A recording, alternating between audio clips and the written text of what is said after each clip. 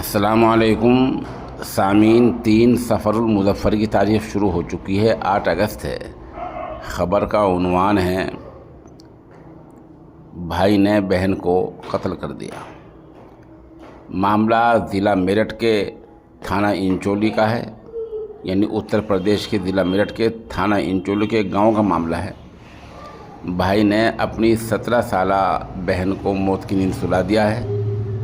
Police के मुताबिक इसकी वजह यह है कि बहन का किसी पसमानदा तबके के साथ प्रेम हो गया था,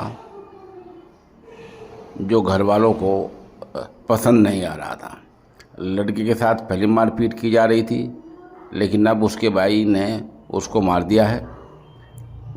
मारने के बाद पुलिस ने उसको गिरफ्तार कर लिया है। उसकी पहचान, भाई की पहचान हसीन के तौर पर हुई है। उसने कहा कि मुझे कोई अफसोस नहीं है। थाने में पुलिस उसको ले गई, उसके माथे पर शिकन नहीं थे, और उसने ये भी कहा कि अपनों में होता तो कोई बात नहीं थी। बहरहाल ये बहुत अलमनाक वाक़या मेरठ के थाना इंचोली के तहत हुआ है। वाक़या किस तरह हुआ, कुछ तस्वीर और वीडियोज़ हमारे पास हैं, लेकिन यूट्यूब की गाइडलाइन की वजह से हम यहाँ नहीं दिखा सकते हैं।